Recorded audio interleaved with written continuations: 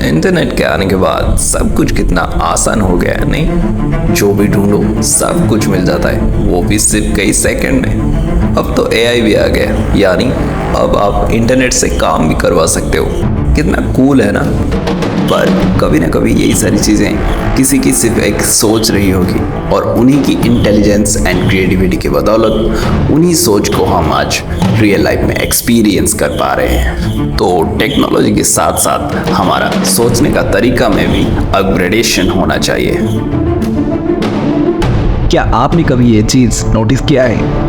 हालांकि हमारे चारों ओर इंफॉर्मेशन का पिटारा है, फिर भी हम सिर्फ उन्हीं चीज़ों के बारे में जानने की कोशिश करते हैं जो हमें पता है। पर उन चीज़ों का क्या जो हमें पता ही नहीं है? जो चीज़ हमें पता नहीं है उसके बारे में जानना तो छोड़ो, उसके बारे में हम सोचते तक नहीं। तो इसीलिए हमें ये चीज़ पता भी नहीं है कि एग्जैक्टली हमें क्या पता नहीं है। It sounds so weird, right?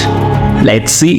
Hello everyone, this is Neha. Welcome you all to my channel once again. तो चलिए स्टार्ट करते हैं इस नई टॉपिक को। तो आज का हमारा टॉपिक रहेगा लाइकोमेट्री। ये जो वर्ड है लाइकोमेट्री, इसे कॉइन किया था अमीन तूफानी ने, जो वर्ल्ड की one of the best guitar player रह चुके हैं। लाइकोमेट्री दो वर्ड से बनता है, लाइगो एंड मेट्री। लाइगो का मतलब होता है डार्कनेस, जो हमारा इग्नोरेंस को इंडिकेट करता है, यानी हमारा अज्ञान को दर्शाता है। और मेट्री का मतलब होता है मेजरमेंट, यानी मापना। तो लाइकोमेट्री का मतलब हो जाता है the measurement of our ignorance, यानी हमारा अज्ञात को मापना।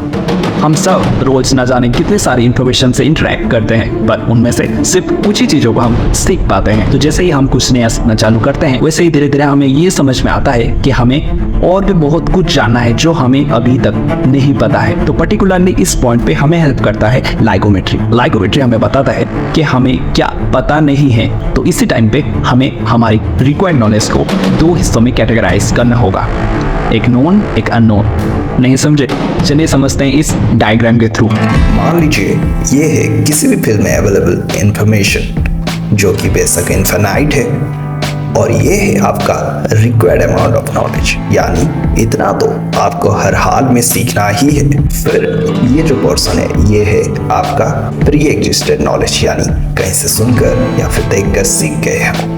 और फिर ये जो पोर्शन है, ये आप कॉन्शियसली कहीं से पढ़कर, इंटरनेट से देखकर सीखे।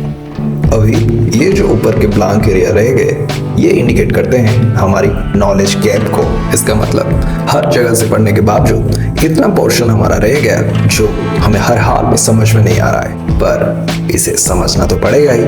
तो इसी वक्त पे काम आता है लाइकोमेट्री। तो अभी हम हमारी रिक्वायर्ड नॉलेज को दो हिस्सों में कैटेगराइज करेंगे, एक नोन एक अननोन। फिर हम उस इनफाइनाइट सोर्स से एक एक इन्फॉर्मेशन ग्रेजुअली प्रोसेस करेंगे और सीखते चले जाएंगे।